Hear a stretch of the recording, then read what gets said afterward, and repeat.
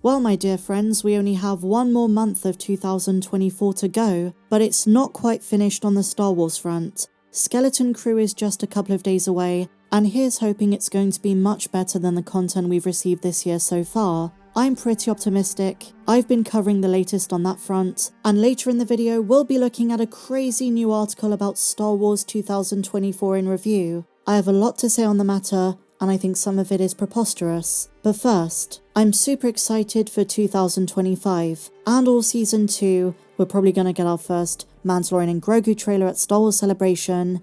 That being said, should we be cautious in hyping Andor's second season based on new comments from Tony Gilroy? I'm gonna go out on a limb and say it's probably going to be amazing considering the quality, the writing of the first season, but this is something very thought-provoking. Beware Star Wars fans. The same reason Tony Gilroy gave for Andor's success ahead of Season 2 is exactly what shot down Joker 2. Not receiving any notes from Lucasfilm, giving him full creative freedom, could actually end up being a bad thing for Andor and Star Wars at large. I definitely see what they're saying, it is a possibility, but I largely disagree with this. I just think the man knows what he's doing. But fandom-wise, I think that no studio oversight, which was the difference between Joker 1 and Joker 2, and is the same difference between Andor's first season and its second, could signal worrying news. We're comparing two very different franchises in two very different scenarios. I would argue the opposite is true, that studio oversight with Lucasfilm projects has stifled creativity on past Star Wars movies and shows. I think the creative team on the first season of Andor just understood the assignment, and the fact he's so willing to connect things to Rogue One, literally down to a T, down to characters, their motivations, where they start and where they end up, makes me think there's nothing to worry about with Andor's second season. If anything, he's going to make those events that lead up to Zero BBY that much more epic. They say while Joker had very steady oversight from Warner Brothers, while also working with Todd Phillips, in 2019 they managed to make a product that fans were very excited about seeing. However, given the success of the film, Warner Brothers decided to let the second film go ahead with minimal studio oversight, giving more power to Phillips, which led to the second movie being entirely different to what fans wanted.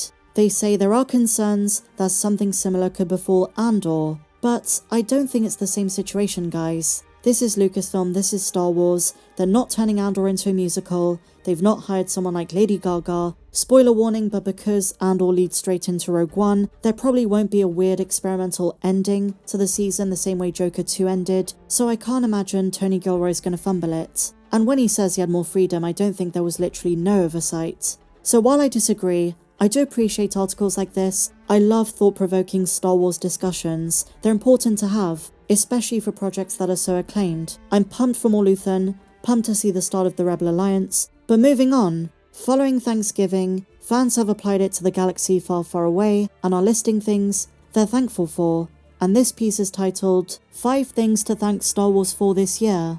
If this was a year ago, I could have definitely come up with 5. There were some great things at Star Wars Celebration, the announcements were pretty great, it was awesome getting to meet and interact with like-minded fans, seeing so many families come out and celebrate this franchise we all love. We had Mando Season 3, not my favourite season, but it did have its moments, and even on the animated front, it was pretty good.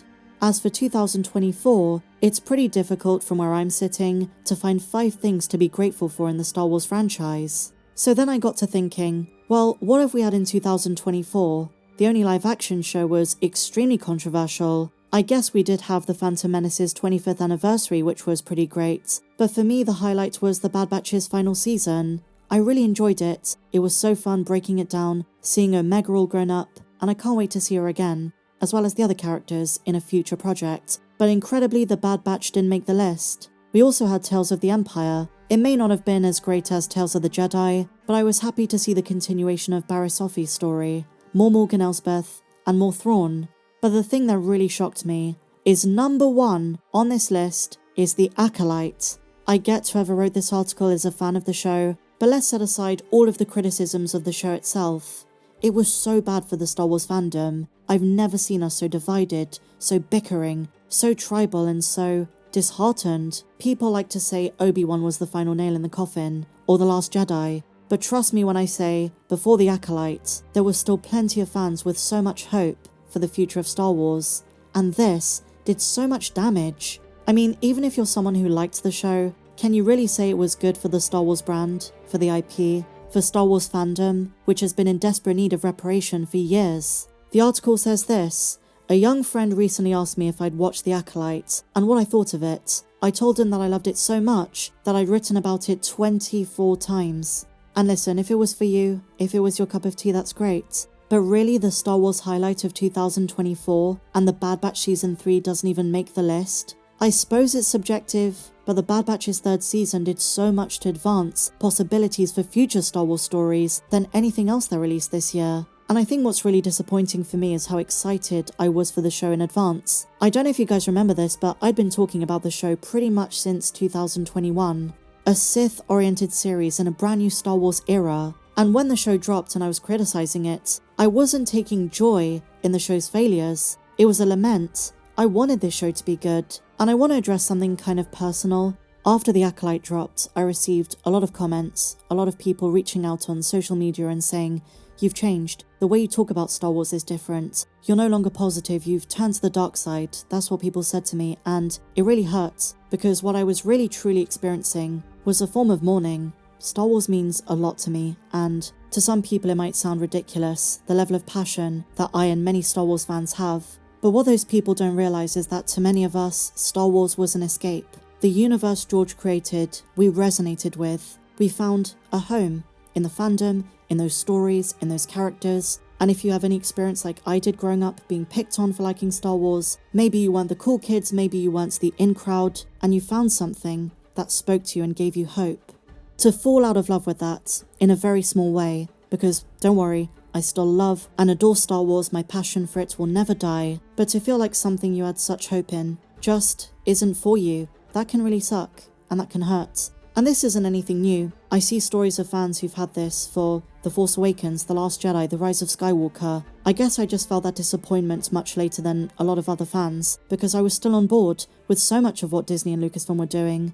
And I think for me, The Acolyte was the biggest gut punch. The first time I really felt, okay, things are really going downhill, aren't they? Things that I was really willing to overlook in the past. This IP is not being understood by the creatives who are working on it. But I've always said that in the same breath, that if you did like The Acolyte, and The Acolyte gave you all of those things that Star Wars always gave me before it, then I'm really happy for you. And like Sam Witwer said, we shouldn't try to take that away from anyone, because stories, art, fiction, they're all subjective. But for me, The Acolyte, man, oh my gosh, it really hurt. It did. Even more so as a fan of the prequel trilogy.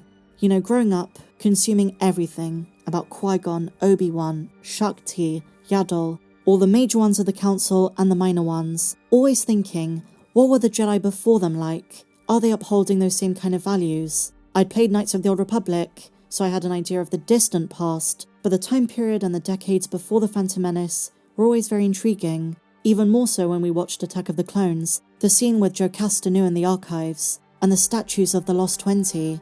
You know, one of them was Dooku, but who are these other Jedi? What were they like? So to go back in between the Old Republic and the prequel trilogy and the High Republic, there's a part of me that just feels so put off. And again, was I holding too much to expectations I had? I know a lot of other Star Wars fans feel the same way, so it can't just be me. But, you know, The Acolyte left such a sour taste in my mouth. I almost can't imagine thinking it's like the best Star Wars show that's ever been made. And this relates back to a conversation that I've brought up on my channel. Does it have to divorce itself from Lucas and Lucas's vision? Have they already done that to a large extent? And even more so, at what point does Star Wars just not become for the older fans of the Lucas era? So that is something I've definitely struggled with this year, and it's another reason I'm just so chuffed to move past it. And I can't wait for Andor Season 2. That can be a real uniting point. And I trust Tony Gilroy. The first season, absolutely phenomenal. It was sad to hear him say that it didn't engage as many fans as he may have hoped for. He also talked about Season 1 not drawing in new fans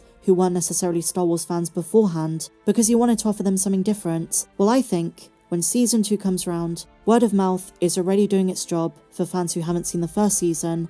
I've convinced about 12 people in my own personal life to see it. I think Season 2 is going to have a better shot from a viewership perspective. And for me, shows like Andor Season 2, whatever animation is going to come next, those are really keeping me invested on a deeper level, because you can see it in the videos I made. I just wanted to go back to retrospective content. I rewatched 1 to 6, another 4 times. just trying to remind myself of how great this galaxy really is, and how little justice has been done to it in recent times. I'm hoping Skeleton Crew is good. Look out for my first review of the first 2 episodes, episodes 1 and 2, on Monday. I'm sure we're going to have a lot to discuss. But with that said, my dear friends, what are your 5 highlights of 2024 for Star Wars?